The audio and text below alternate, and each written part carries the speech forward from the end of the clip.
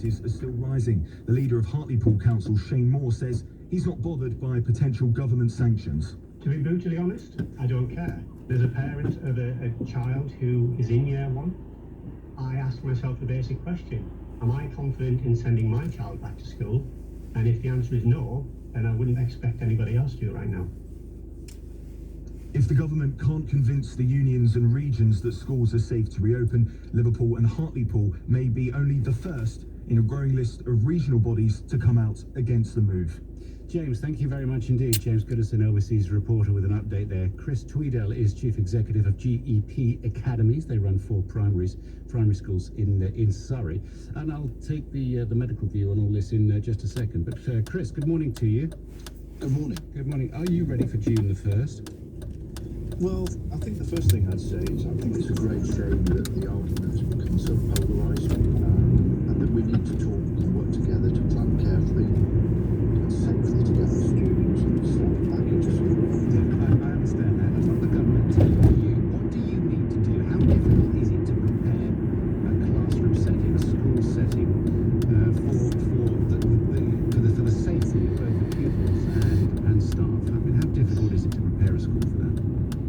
Well, what we're doing at the moment is each of our head teachers is preparing a detailed risk assessment of how and what we can and what we can't do in terms of expanding the on-site provision from next month. And each of those schools will do different things. We've got 7 schools actually in the trust. Some are secondary, some are primary, and we have between 200 in one primary school and up to 2,000 in one of our secondaries, and so each case is very different, and so each of the heads will be looking at what they can and can't do safely.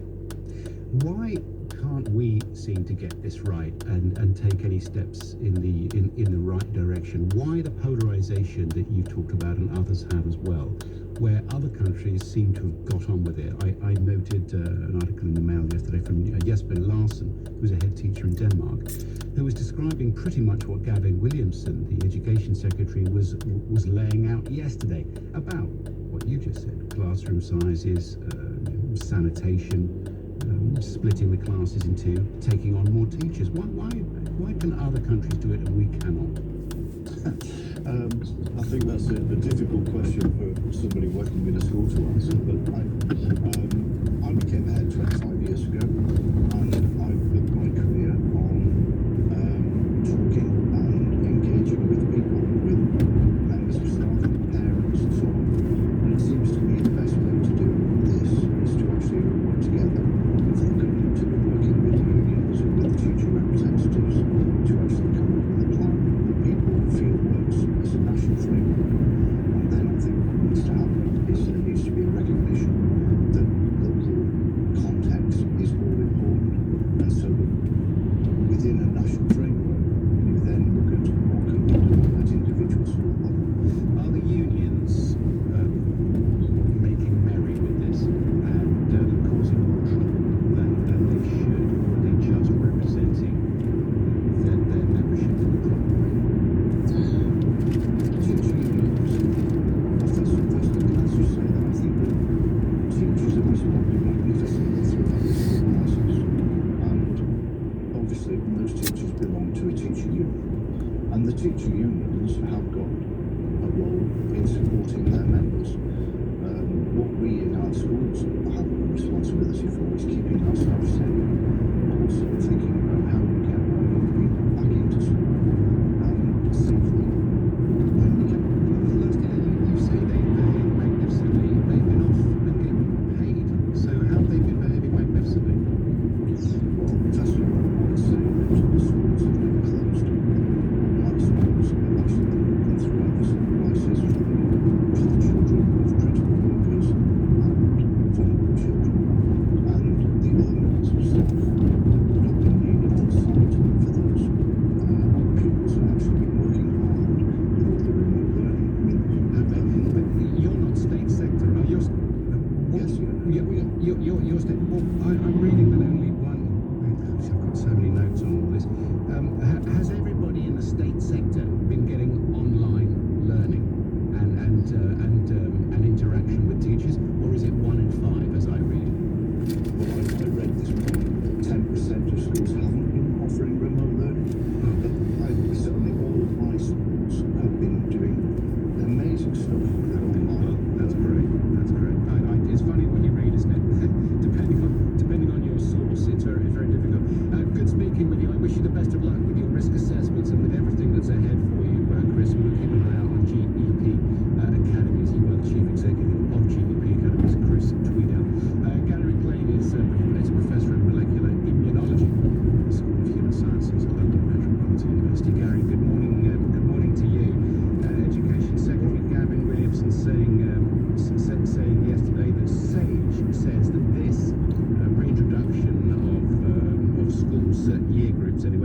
shouldn't affect the rate of infection too much nationally.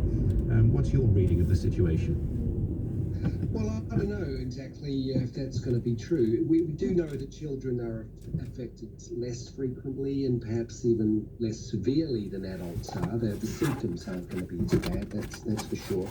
But there are growing reports of severe complications in children. This multi-organ inflammatory syndrome affects blood vessels. It's a rare condition, but I think putting your children back in the front line exposure to that, would you risk that on your child by opening schools? We still have a lot of new cases in the UK daily, 3,500 new cases yesterday. So the virus is not going away. I don't see why children would be spared from it entirely. And in fact, if they were to be put back in schools where they can't practice, social distancing as simply as an adult might do, I think case numbers will go up. There'll be a reservoir for transmission outside of schools, back into homes, and further into the community. I mean, you seem to be without too much doubt or equivocation on that. I don't know whether you have children or not, Gary. Have you? I do indeed. Yes, I am. Year two, and at the moment, year two is being spared from going back. So you're going to have to make that decision when you speak to other parents, and we're human beings as well as professors of molecular immunology. And you're a dad. You, for the avoidance of doubt, would not send your child back now. No, I wouldn't. I think why rush for at best 4 or 5 weeks of school before the holidays when we can plan very, very well, get it right, and do it in September when they're going to come back anyway, and get the risk assessments and get the processes in place. It seems to rush to me.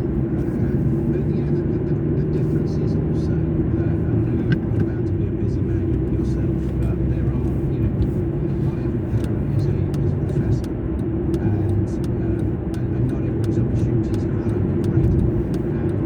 And some people don't have Wi-Fi, some people don't have good food, some people don't have a very safe roof over their heads, and some parents can't go back to work unless their children are back in school. So the politicians don't have it quite as glamorous as others when it comes to decision making. I think that's fair to say, isn't it?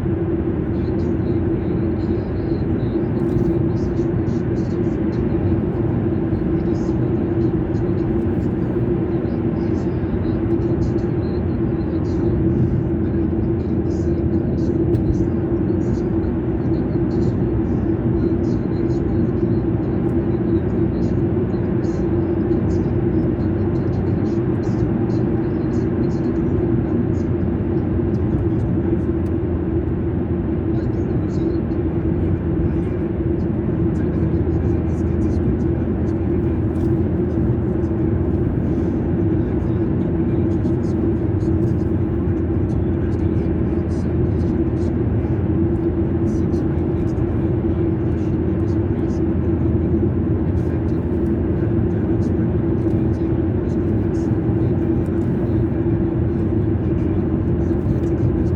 born in New Zealand. In just a second. This is LBC, Andrew Castle with you here.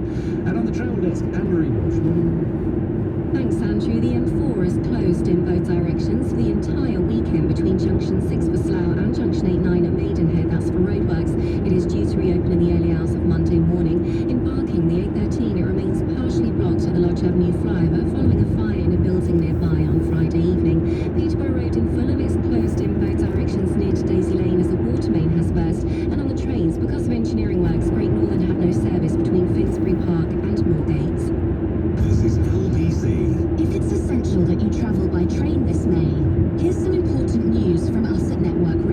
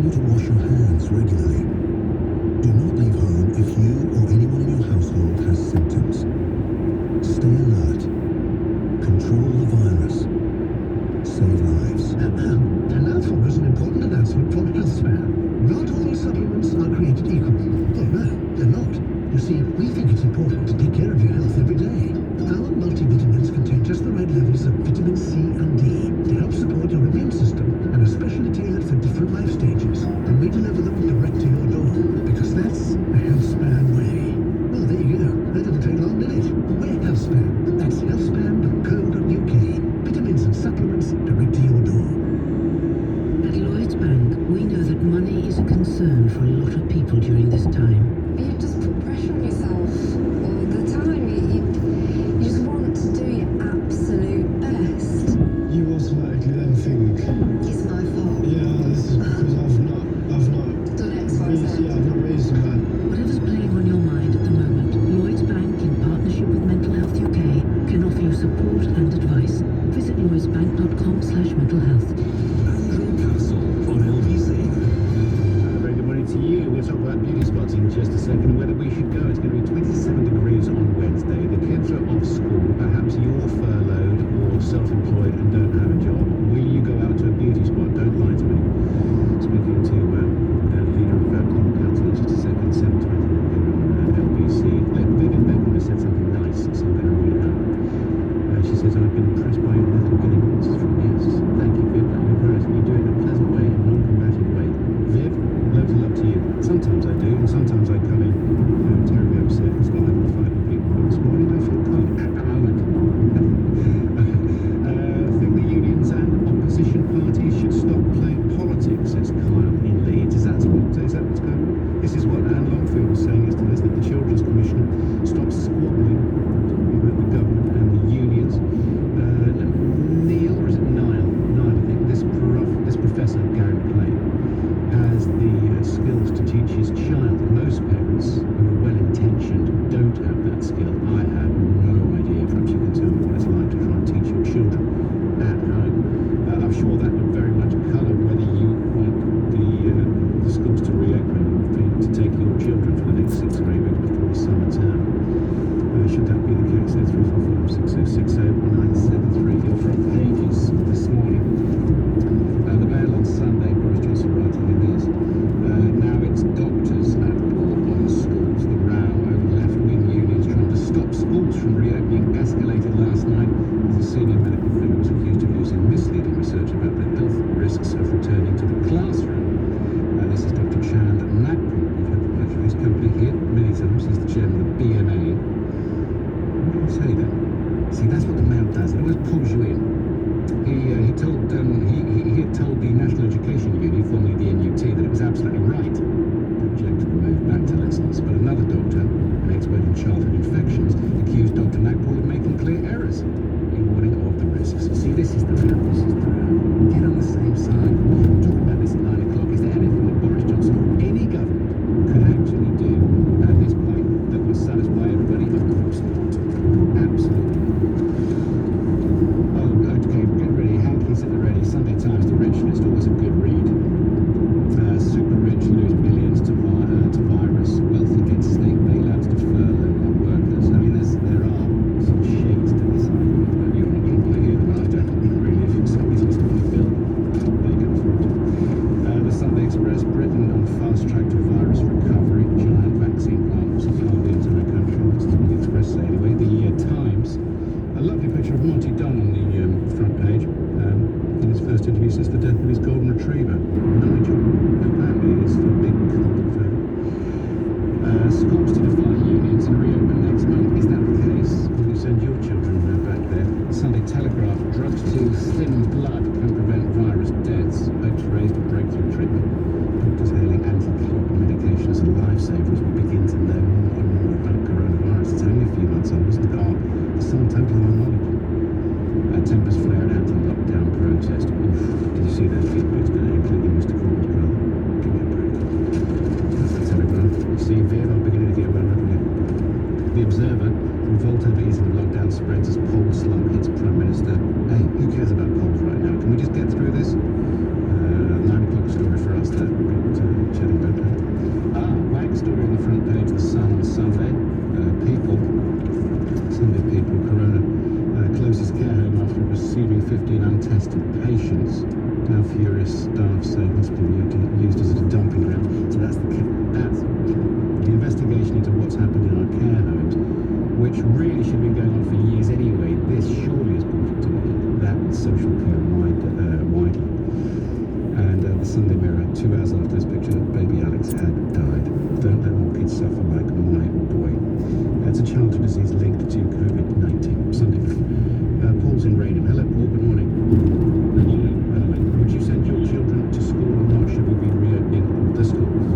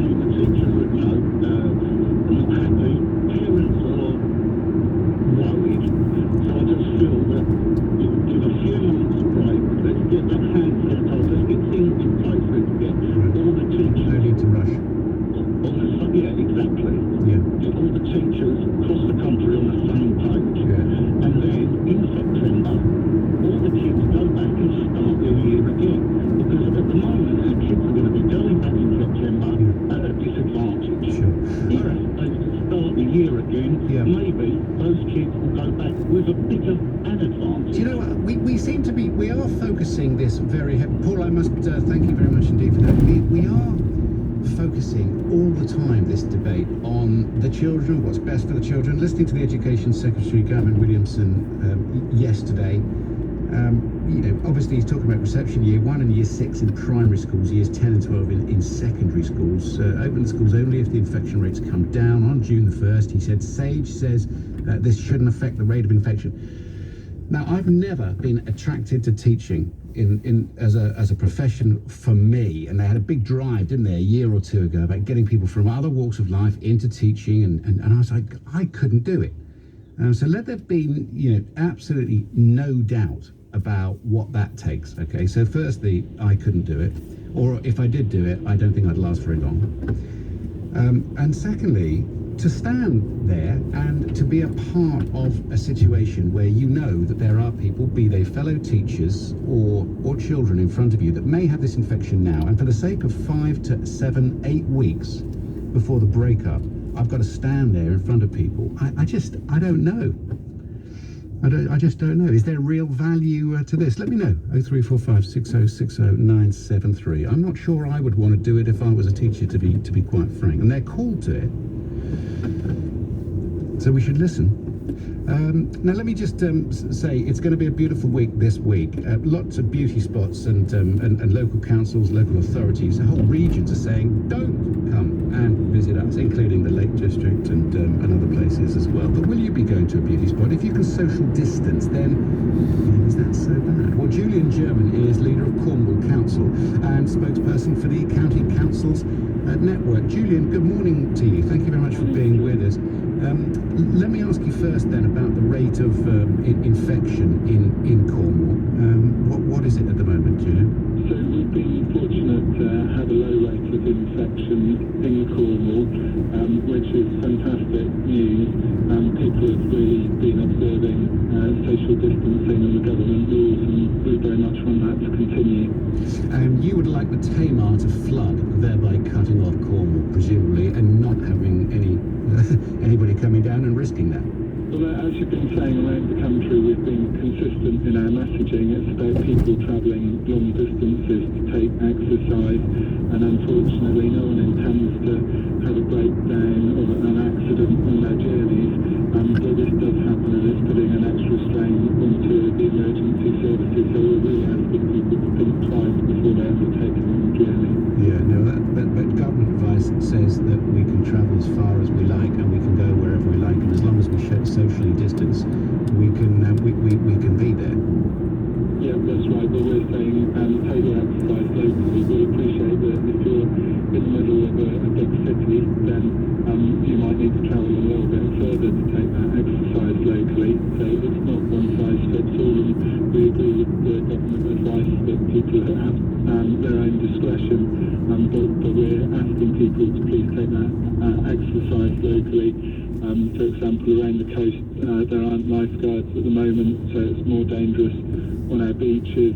Many facilities are closed in our country parks, so what you're expecting to come to may not be there. Yes, I see. And are your car parks open? Yes, our car parks are open in Cornwall, and for many authorities around the country that's the case. But as you've just been saying, really keen that people socially distance and we stop the spread of the virus. Yeah. The other side of this argument, presumably businesses are talking to you as well, and they're saying we're desperate. So all of the places we talked about heavily dependent on the tourism economy, and we believe that this is going to be severely hit and may well need more government assistance. But this depends upon the rate of infection in the country and when we can open those businesses safely. But at the moment, our priority across all councils is the health of our residents. All right, well, thank you very much indeed, Julian German. We wish Cornwall a swift recovery from all this, although it doesn't look like it will be this summer. Don't go to beauty spots. Will you heed that, or will you go out? Julian German, leader of Cornwall Council. 7:31 is the time. If the kids don't go back to school, how are people supposed to go back to work to support the economy, says Chloe down in Kent. And I'm an assistant principal and have young children. We just need to listen to the BMA trust them? Who can we trust? Government can't choose when to and when not to listen to them. Thank you for that. Data showing coronavirus cases vary greatly from county to county. Should we be looking at having lockdowns in regions slightly different? Wasn't that what that alert system was supposed to be all about? Perhaps that's the future. We'll discuss that. 7:32 is the time. Sunday morning then on LBC, and the news is with Bill Everton. The Prime Minister's thanked the public for their perseverance and common sense during the lockdown. Writing in the Mail on Sunday, he says he understands the frustration about coronavirus rules. Barack Obama's criticised the US government's response to the pandemic. He said the country's leaders there aren't even pretending to be in charge. Several political parties have written to the EU's chief Brexit negotiator backing an extension to the transition period. The SNP, Liberal Democrats, Plaid Cymru and Greens have told him they believe national governments should be concentrating on the coronavirus. And Sir James Dyson's been named the wealthiest person in the UK. The Sunday Times rich list says he's amassed a fortune now of £16.2 billion. The weather dry and sunny for southern England and Wales, more drizzly in parts of the north of Scotland and Northern Ireland. Brighter later with a high of 21 degrees. From delivery drivers to postal workers, from social carers to teachers, we at LBC want to thank all of the key workers during this time. I'd like to say thank you to Daryl and all the drivers for keeping our shelf stock so well in the supermarkets and other set of hooks and areas. I would just like to say thanks to Sam. He applied for a job as a porter, he got offered the job and he started last Tuesday and he's now one of our heroes. I'd just like to say how proud I am of my mum Maria and my dad Michael, who have been carrying on with their jobs as key workers. My dad's a bus driver and my mum works in a supermarket. I love you both so much. LBC sends our thanks to all of the key workers. Thank you. Picture in your mind a stylish Audi with striking LED headlights, sporty alloy wheels, and some of our most advanced features, including a 10-inch digital cockpit and smart assistant systems like lane departure warning. Picture what that Audi looks like. Now think smaller. The Audi A1. It's not a small car, it's a small Audi. Visit audi.co.uk. Audi. Vorsprung durch Technik. People across the country living with health conditions are finding ways to keep their spirits up while keeping active. Like Tanya, who plays games and dances with her daughter. Find something that you like, things like spinning around, pretending to be some sort of, I don't know, dancer. You know, stuff like that. You don't even realise you're exercising when you're doing that, and it just lifts your mood. For ideas on how you could get moving around the home, search We Are Undefeatable. Hello? This is the most important piece of advice I'm going to give you in your life. Hello? What was that, Dad? Hello? Dad, I can't even hear you, man. You get me? I didn't get it, Dad. You didn't get it? I meant... Hello? You speak plain English. You want to answer me back? I'm answering you back. You think your father is a... I am not going to repeat myself. Oh, man. Tired of bad connections? Enjoy great quality calls with Boss Revolution, the international calling app. Download the Boss Revolution app today and get £2 free call credit. At HMRC, we're working hard to fight tax scams during the coronavirus pandemic. Here's how you can also protect yourself. Be alert. Think before parting with your information or money. Be calm. It's okay to refuse requests. If you feel rushed, it could be a scam. Be secure. Tell HMRC.